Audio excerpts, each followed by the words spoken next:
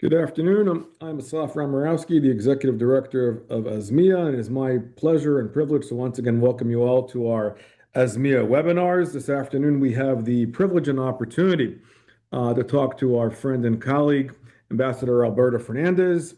Alberto is currently the Vice President of MEMRI, which is the Middle East Media Research Institute, which he's been in that role. From 2015.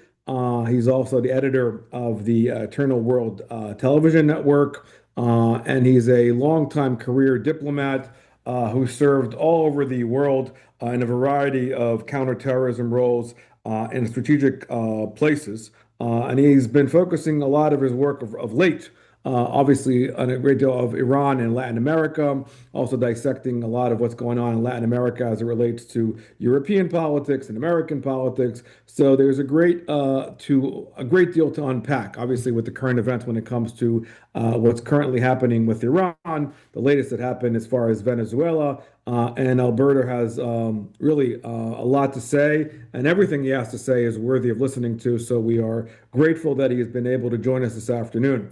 Housekeeping wise, Alberto will talk for about 25 minutes or so. Then we'll go into Q&A. Q&A will be done via the chat. All you have to do is type in your questions, and we will do our best to respond to all of them. If we don't get to all of them, I apologize in advance, and we'll respond after the webinar.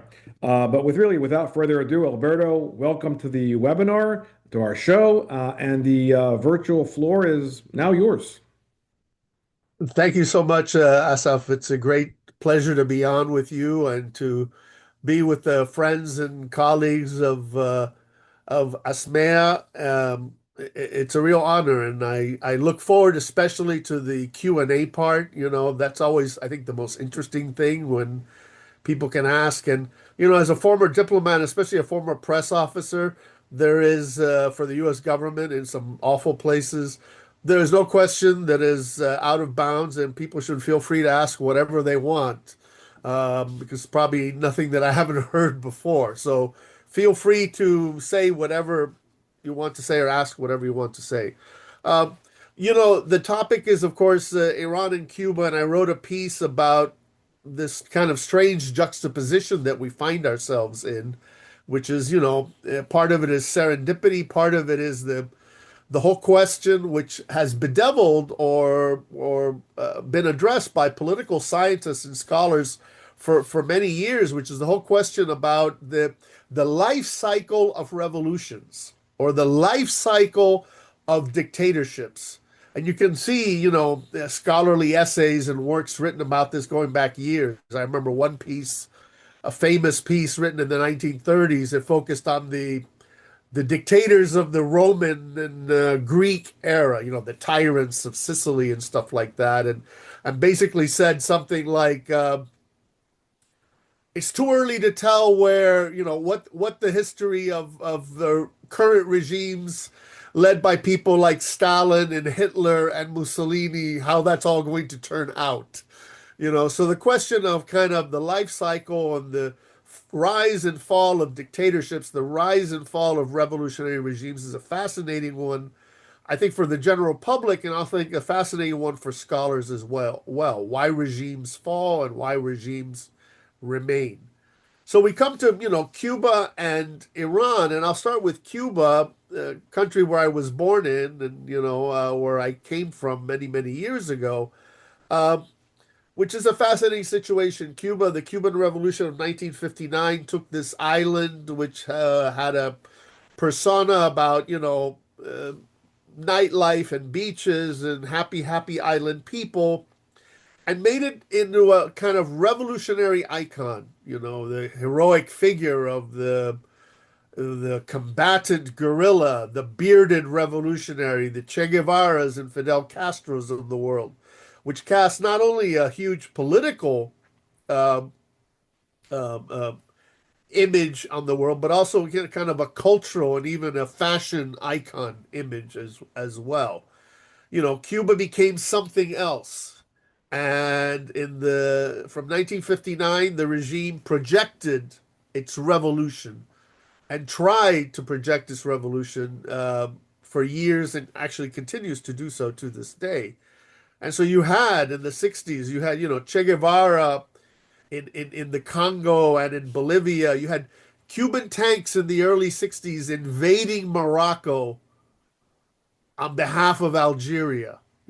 People forget this, but there actually was, I think they went in 12 miles or 15 miles before a ceasefire was arranged. But that fingerprint or that presence was everywhere. There were English speaking Cuban interrogators in North Vietnam interrogating American POWs.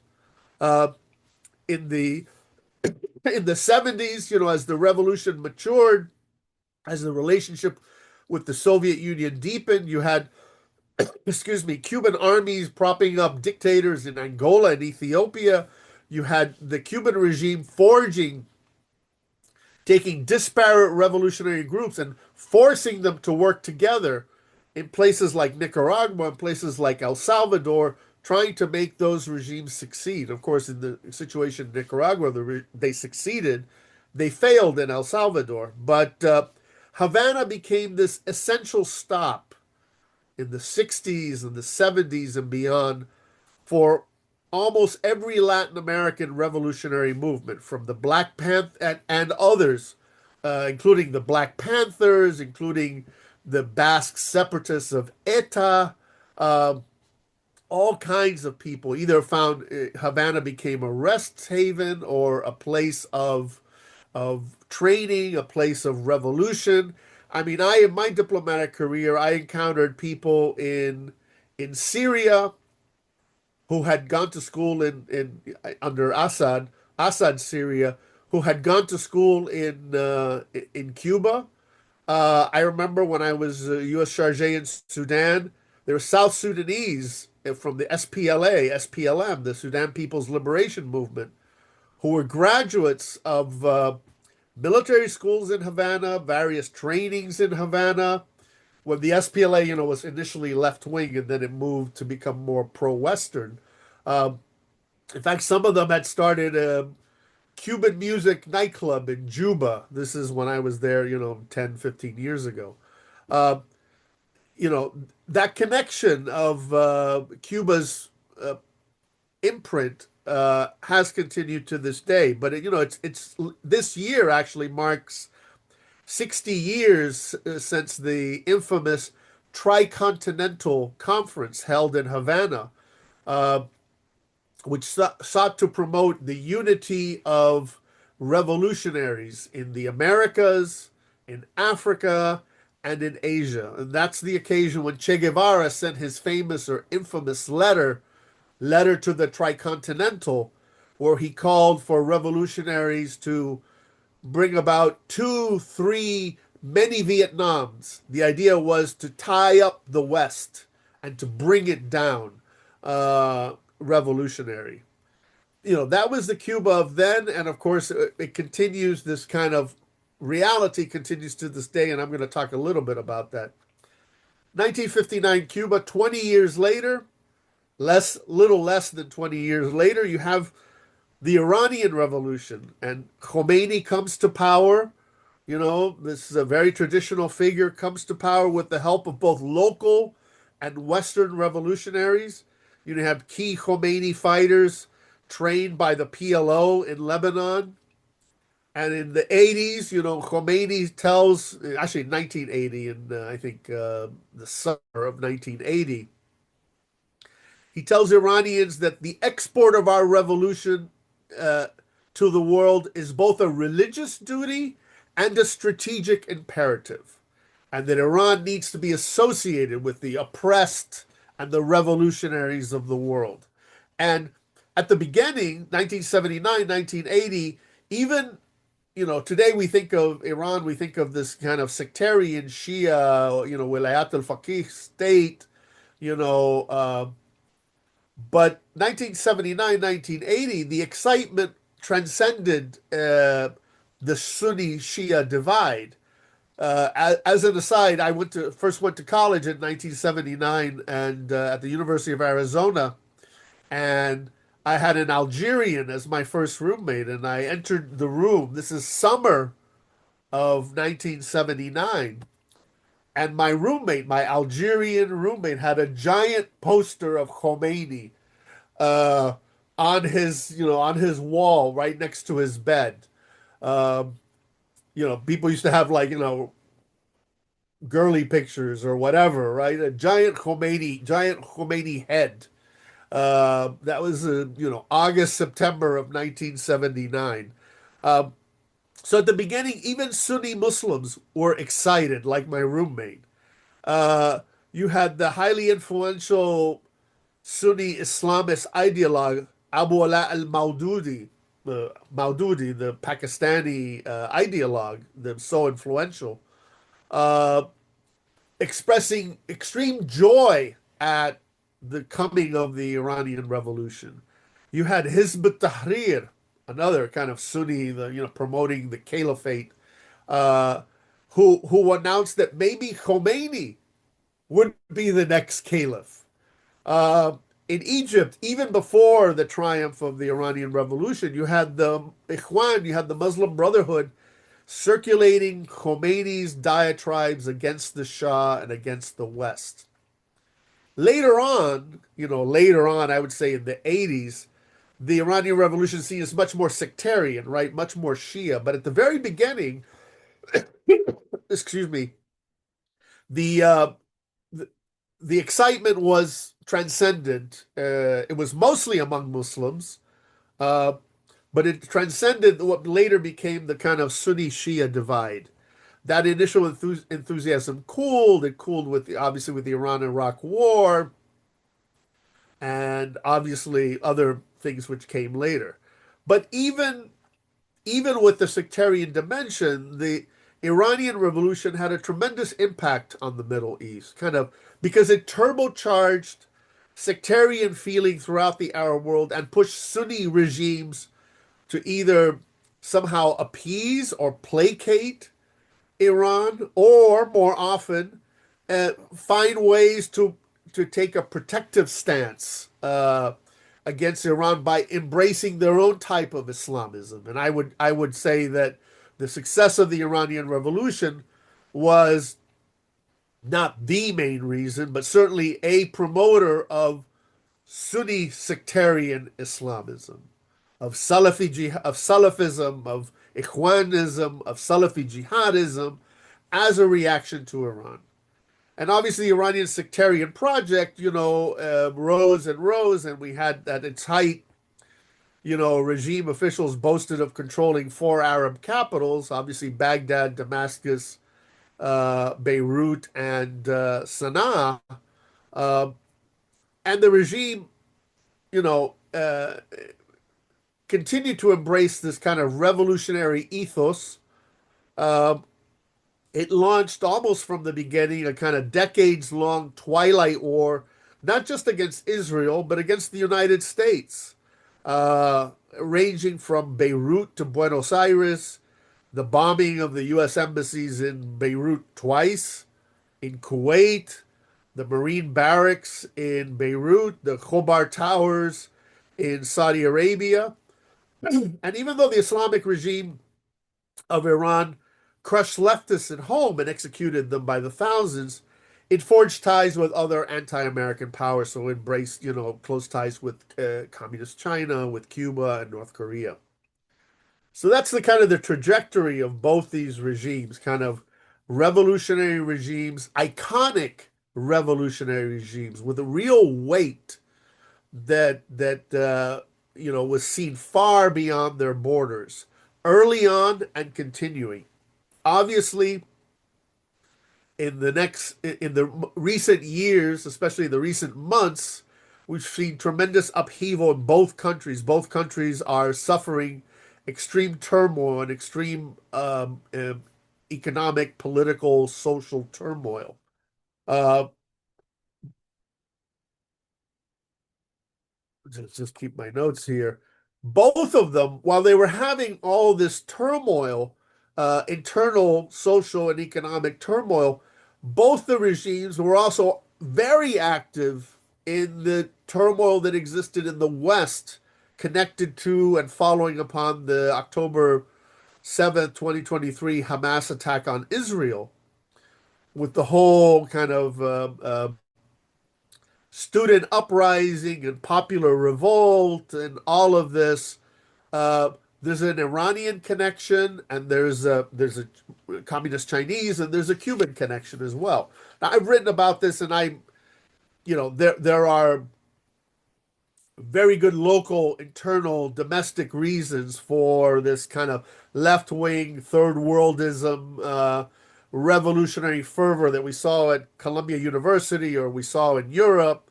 Uh, but there's no doubt that there is a foreign dimension or a foreign connection.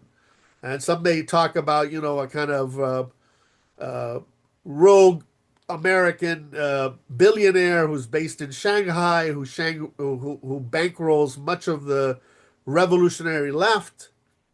There are also the old new ties that exist with Iran and with Cuba. They overlap. They go in different directions. In a recent piece, I just used three kind of emblematic figures or to represent the larger picture. There's when Charlie Kirk was assassinated last year in Utah, there are various groups that were suspected of being involved.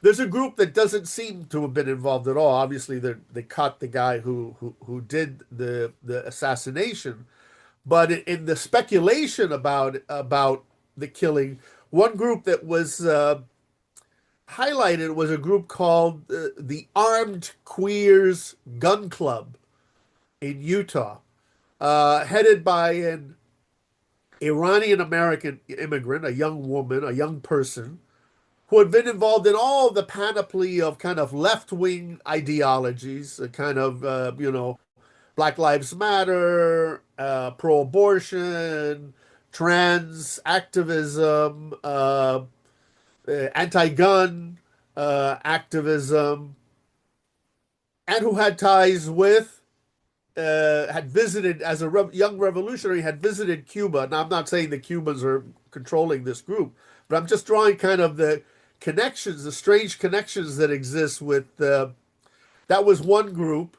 Then there was a very significant group in New York, which is very active in revolutionary circles, the People's Forum, headed by a young Dominican American with very strong ties to the Cuban Revolution, who goes to Cuba a lot. And then the third example I used was a young American revolutionary, Calla Walsh, a young lady from New England. I think she's from Boston, also involved in activism. Started out as an activist with the Democratic Party and then moved further left into kind of democratic socialism. Uh, she was a co-chair of the National Network to Cuba and heavily involved in anti-Israel, pro-Palestine revolutionary activity or activism. And only last year, where would she surface? But she surfaces in Tehran at the International Memorial for the Media Martyrs of the Struggle Against the Zionist Regime in July 2025, chanting "Death to America." So you have pictures of her in sunny Havana, as a communist revolutionary, and then you have pictures of her wearing a hijab in Tehran, chanting "Death to America," kind of very iconic, the symbolism. And so you have, armed queers, you have the People's Forum, you have Calla Walsh, you have all of this kind of revolutionary ferment still connected in small ways, perhaps, in large ways in other places, with the promotion or the projection of revolutionary activity in the West. This is despite the fact that both regimes, both revolutions seem, to an outside observer, seem rather sclerotic, right? Rather ramshackle. In fact, a piece I called them ramshackle revolutionaries, because the despite the enthusiasm of People's Forum, of Network for Iran, of pro-Iranian people in the West, of the different groups that exist, different activists or networks that exist that are in favor of Iran, in favor of Cuba. Internally, both regimes look ideologically exhausted at home. Economic mismanagement, corruption, incompetence, and decades of empty promises and slogans have eroded the regimes from within. Uh, Cuba's actually lost 10% of its population. Cuba has today the same population that it had in 1985. So much of its population has fled in the last few years, and especially, of course, its youngest population. Cuba is the oldest country in the Western Hemisphere because its youth population flees. And of course, Iran is undergoing the biggest anti-regime upheavals that we've seen, I would say, ever since the revolution.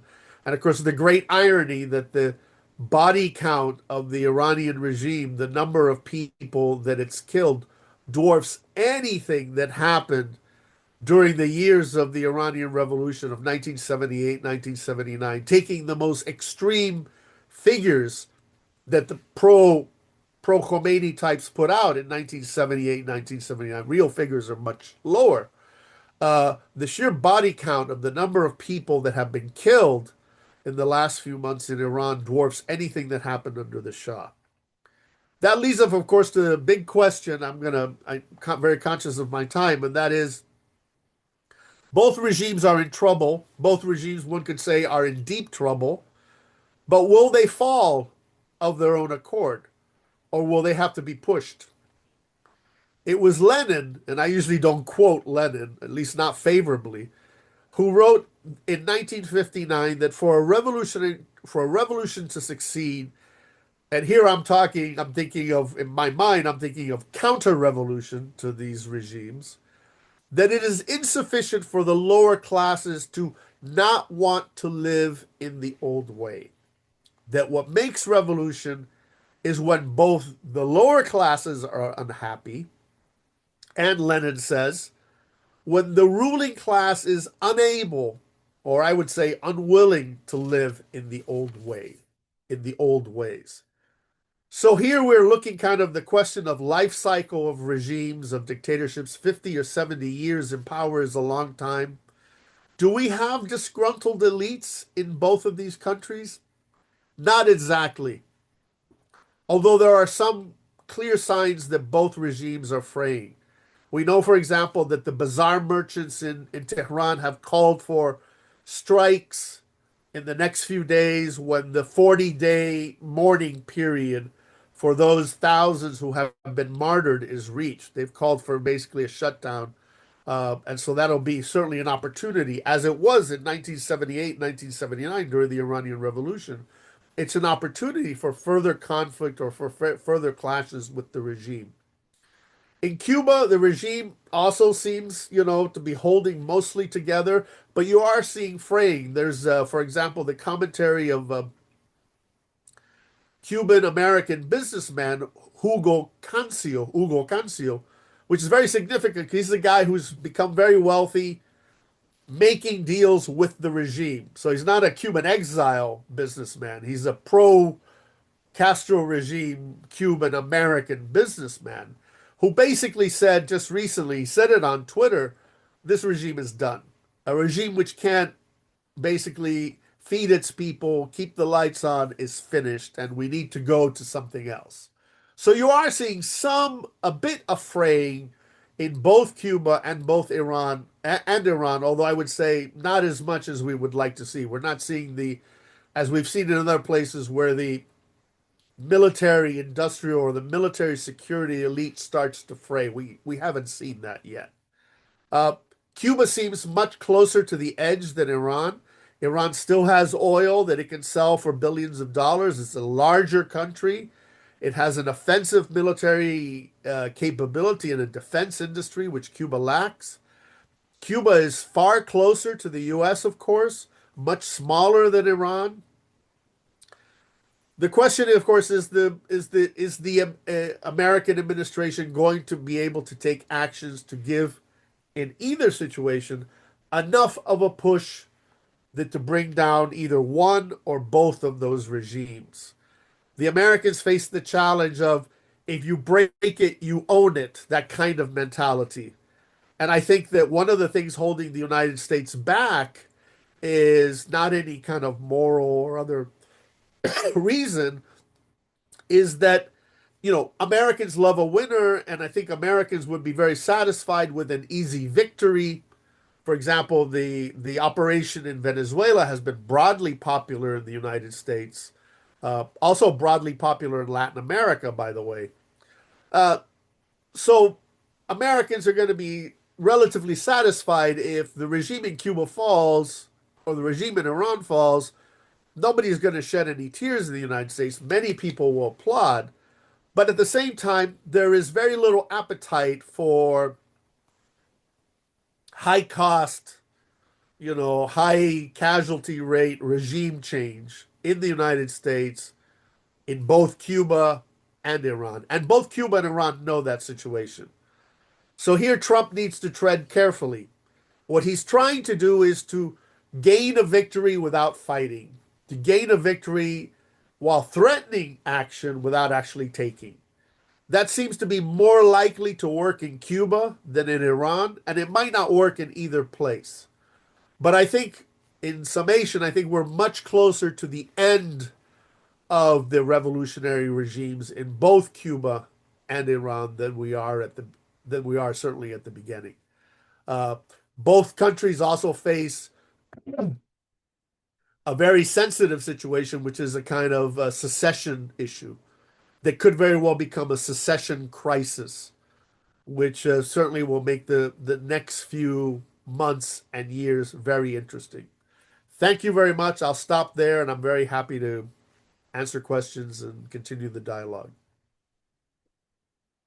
Great. Alberto, thank you for that. That was wonderful. And obviously, you gave us a lot to think about here. We need to unpack. Let me take the first question here, prerogative. And I know Alex has a question, then we'll go to the audience. But I agree with everything you've said, and then I have a bunch of questions to ask. But one angle that that I think is also worthy of going back to. So obviously, you spoke to your last points about what the consequences are, where we are now, where we're going, as far as U.S. policy when it comes to Iran.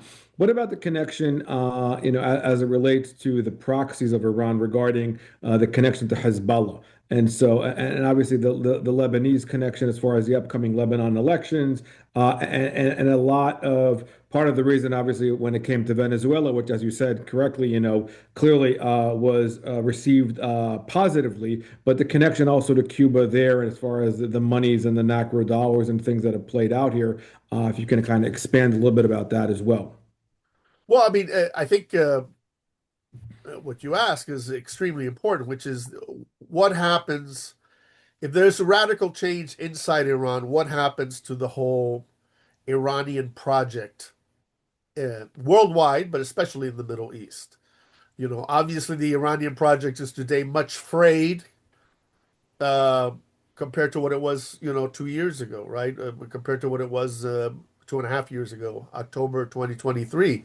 That was as I said at the time, that was the proof, the proof of concept question for the uniting the fronts model, right? The model, Qasem Soleimani's model of that these franchises, that these proxies were going to be a way of extending Iran's reach. And what happened after the war, after the war, the Israel-Hamas war started, is that it didn't turn out that way, right? There were real costs for Iran associated with their proxy uh, strategy. That it that it cost the regime rather than save the regime. For many years in the West, of course, the West accepted the kind of the proxy model, and so if Hezbollah would do something, the West would respond to Hezbollah and not to the guys who run Hezbollah or in Tehran, right? for years, American administrations did that kind of thing, that kind of dog and pony show, that kind of imaginary thing where, oh, we'll deal these groups, the Houthis or the the militias in Iraq or even Assad, you know, these were not proxies. They have their own issues, and I mean, then that was not entirely false, but the Israel-Iraq war showed that there's a real cost. And I would say the first one actually to show that to Iran, of course, was Donald Trump in January 2020 when he eliminated Soleimani. You know, I mean that was the last step in a series of actions which had been Iranian-controlled Iraqi militias hitting American targets, right? And these Iraqi militias eventually killed an American, and then the Americans responded, and then they attacked the U.S. embassy. It wasn't Iran that attacked them, it was the Iraqi militias controlled by Iran. And Trump responded by escalating. That kind of was the kind of beginning to show that the emperor had no clothes, that there's a kind of division there. I think with Hezbollah, you're seeing that Hezbollah is realizing that the world is changing. And for me, what I see the subtext with Hezbollah, and you see this with the elections and the run up, the talking before the elections, is Hezbollah is thinking of a future where it's obviously deeply, intimately connected with Iran and will continue to be connected with the regime in Iran as long as that regime exists. But Hezbollah is also thinking of how does it survive in case the regime in Iran falls.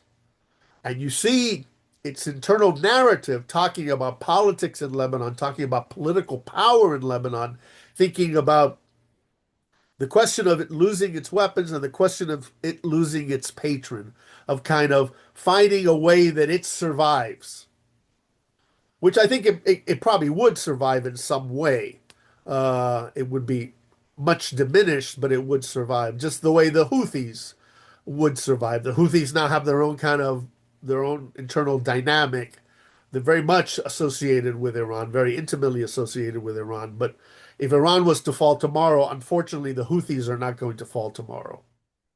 All right, great. Great. Thank you for that. Alex, on to you. Sure. Well, thanks very much for this. Excuse me.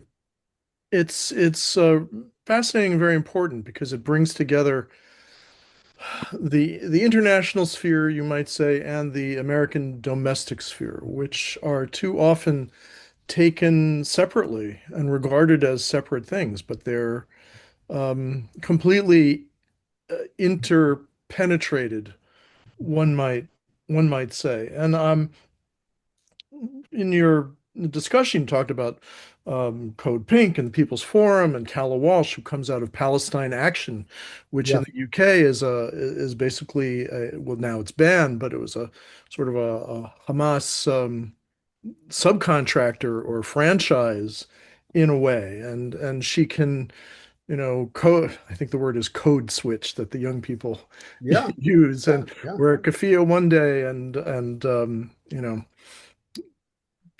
express third world solidarity another day. But what struck me, and this is a long way of getting to my question, are the 1960s analogies. So in the later 1960s, the Students for Democratic Society is taken over by the Weathermen, which becomes the Weather Underground, which is supported by Cuban intelligence.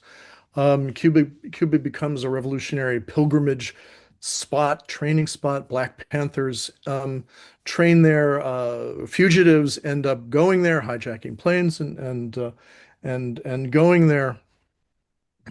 And it's the same with East Berlin and the Stasi KGB franchise branch, however you want to characterize it. Um, and the point being, the end game. The end game in the Soviet Union itself is the political structure falls.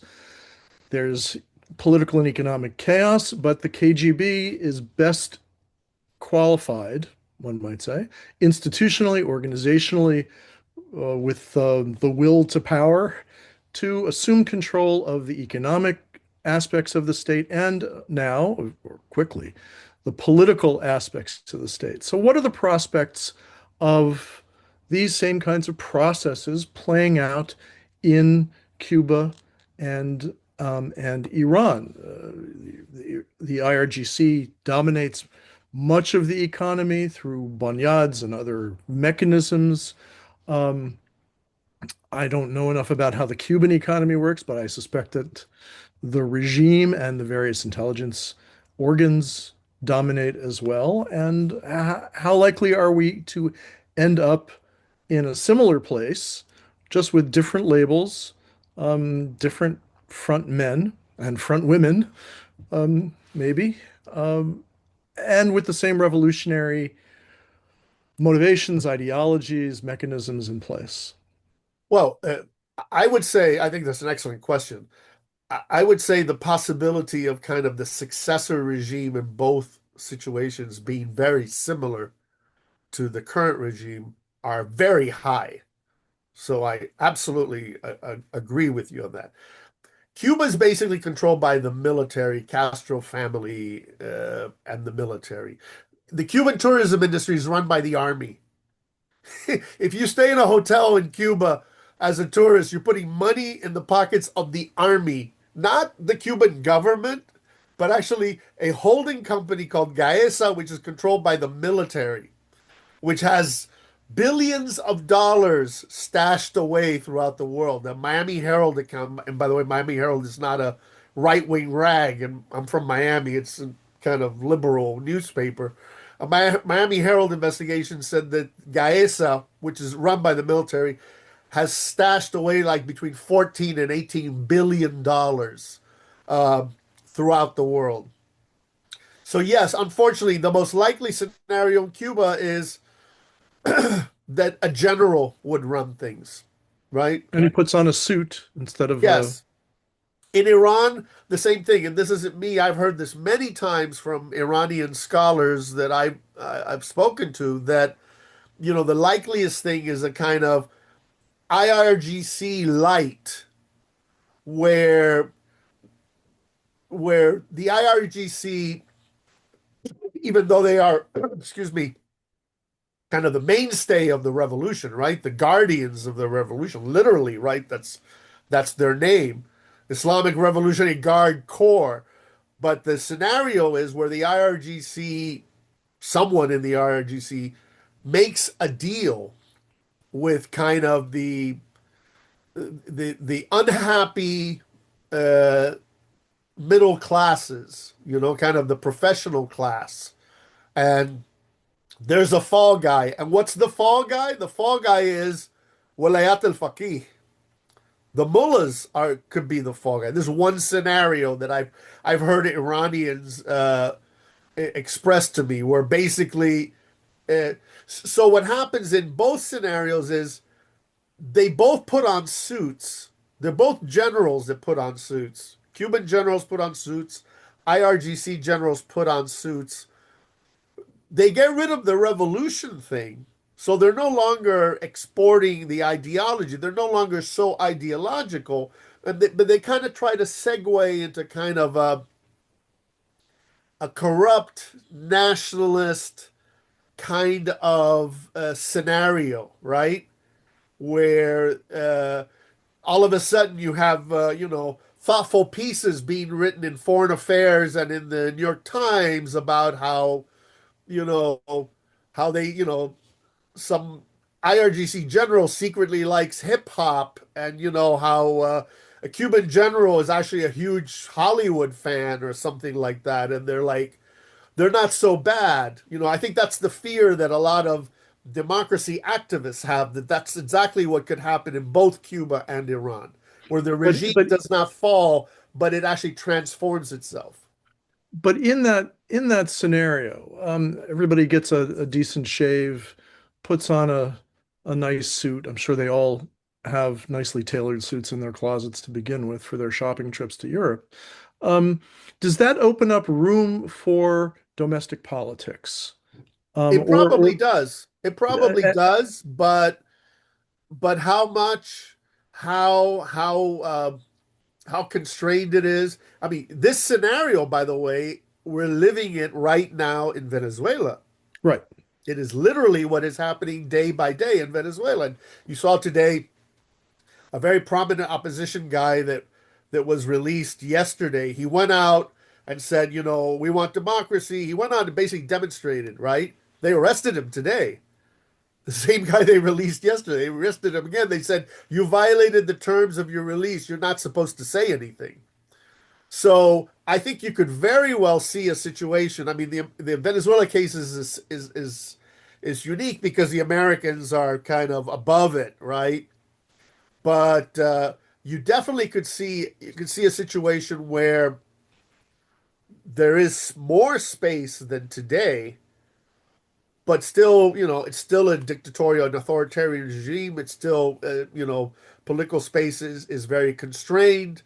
The whole question, of course, I mean, we're in a hypothetical situation, is regimes transforming themselves it's always inherently, unstable, right? Political secession can be unstable. Switching from one model to another can be unstable. It can be done. There are many examples, many successful examples, but they often lead to other consequences.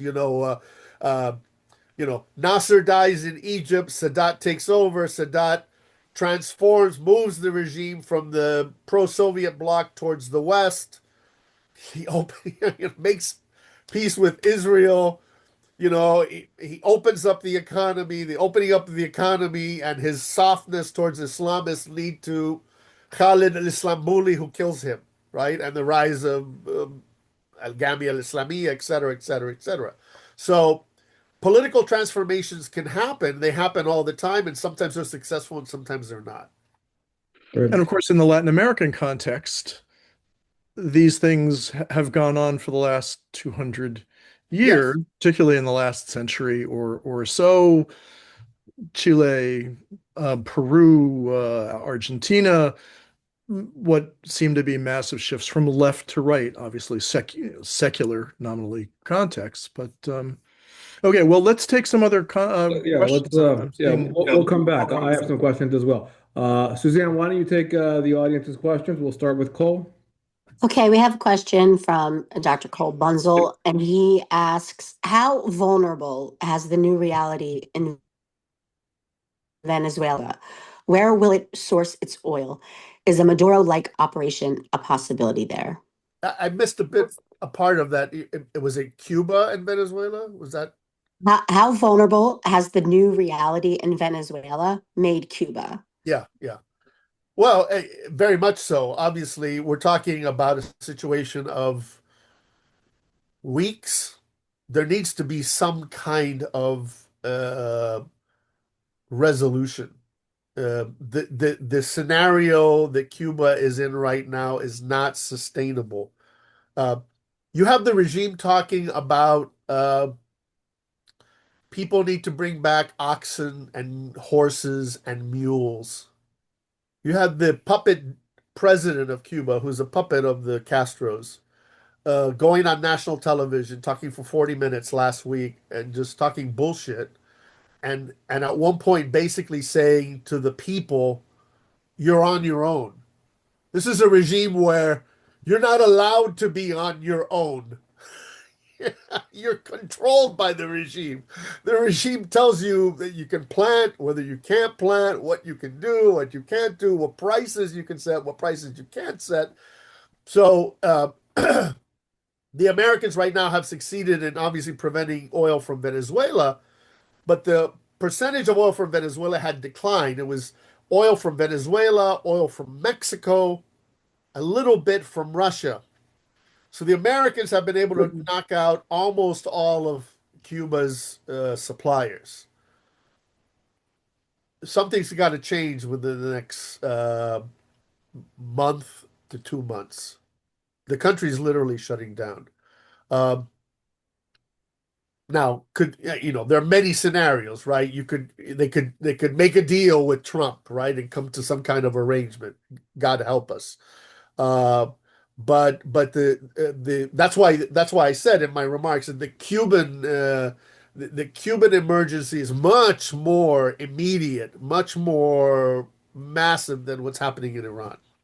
By the way, I'm a big fan of Dr. Cole, great admirer of his work.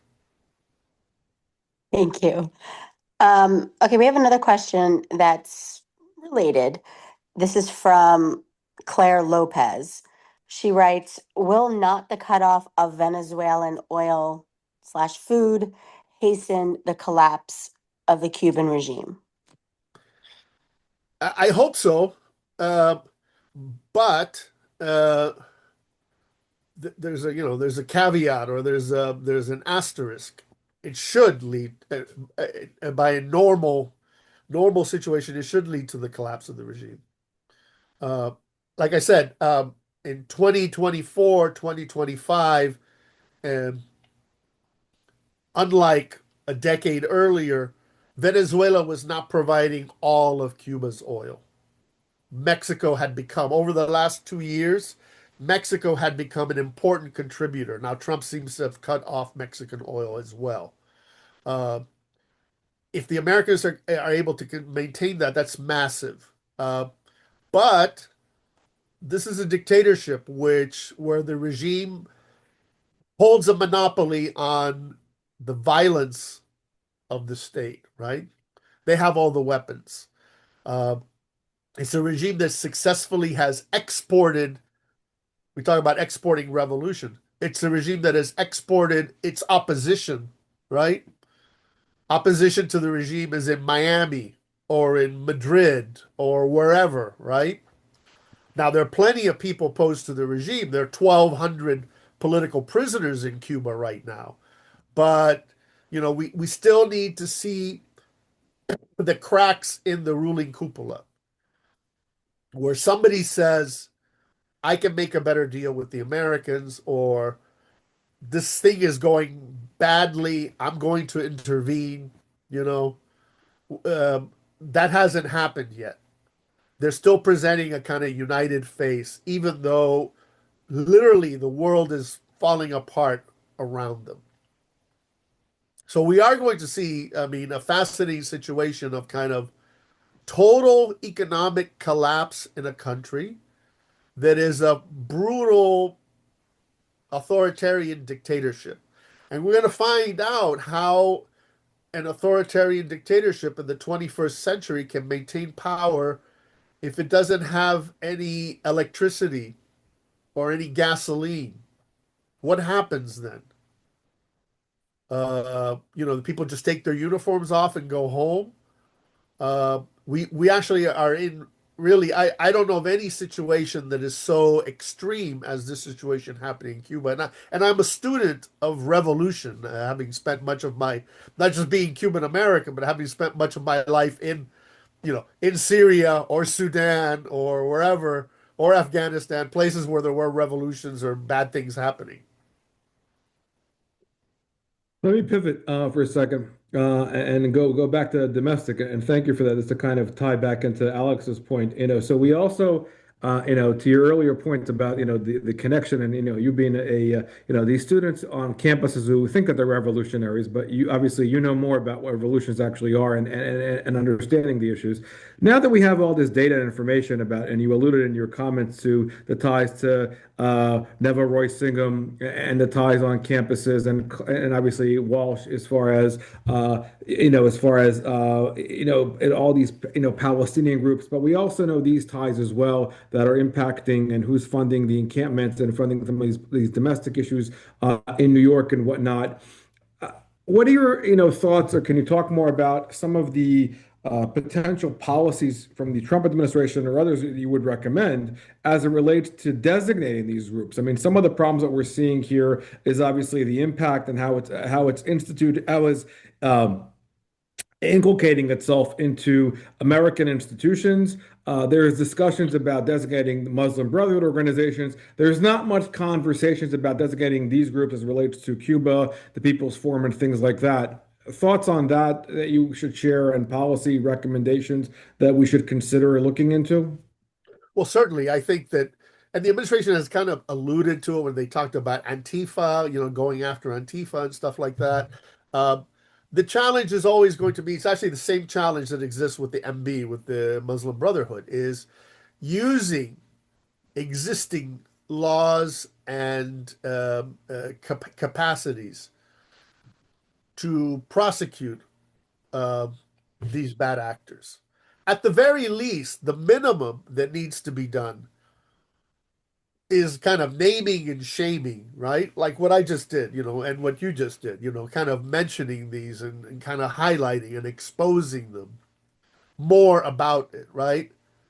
So, who exactly is getting Singham's money, right?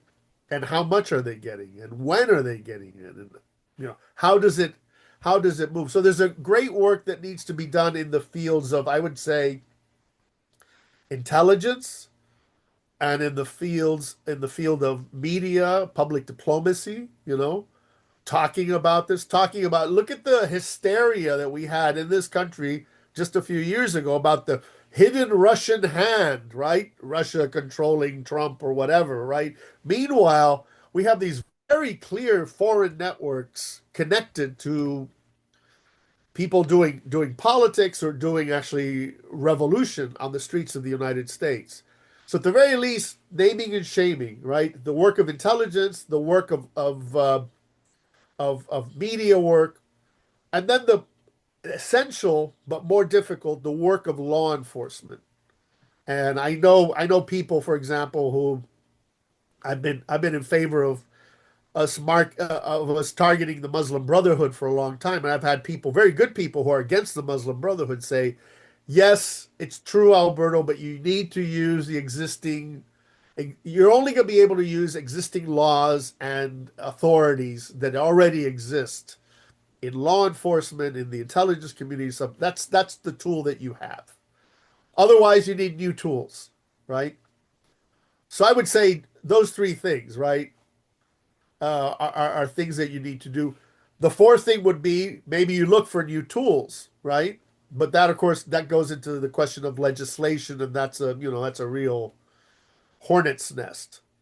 100%. I mean, agreed. No disagreement there. I mean, obviously, the naming and shaming is something that's critical all around, and making sure that these bad actors are very clear. I mean, and we have all discussed, questions about reform in higher education and trying to look at these groups, not only brotherhood groups, but of course ties to CCP and Russia and whatnot, and making sure that our institutions are aware of where the incitement is coming in, and we need to be clear about that. But those are obviously all these bad actors that are trying to hijack the very institutions that are supposed to be promoting, obviously, Western civilization, American democracy, things like that. And that's obviously part of the issues. And parenthetically, one of the reasons why ASMEA exists altogether, try to create a balance within the space at large. Alex, I'm just keeping an eye on the clock, but I'm going to go back to you to ask a last question of Alberto. Sure. Venezuela is very much diminished. Iran diminished, but certainly not out of the scene. Cuba, the same. The revolutionary fervor diminished, but the business model of exporting revolution and revolutionary techniques and stealing money remain. And the same might be said of China as well. Shrinking population, its methods exposed in all new ways. Were these actors to be removed somehow completely from the scene, replaced by happy democratic successors, would that change the American scene, given the extent to which we now understand the red-green synthesis has been um, implanted into American institutions, political institutions, educational institutions? The Democratic candidate for Georgia, governor of Georgia, is a white woman converted to Islam. Those of us who live in New York deal with Mamdani every day. The synthesis is here. Is it autonomous, or does it rely on external inputs to survive? Look, I think money is important, and we mentioned Singham, but there's plenty of money, internal money going to this, right? That is not dodgy money from Shanghai, right? So unfortunately, the answer is it kind of is a machine that is functioning by itself now in the West. Uh, and it will take a long time, even if everything stopped, even if these bad actors didn't exist, even if migration flows were completely cut off, there's enough forward momentum in the kind of the revo axis of revolution, you could say, in the West, that this is going to continue for a while. I mean, the bigger question is something that you all know and I know, and we actually are not clear where we're going, and that is the political crisis of the West, right? What does the West stand for? What is the West, right? The crisis of late stage, uh, liberal democracy or liberalism, right?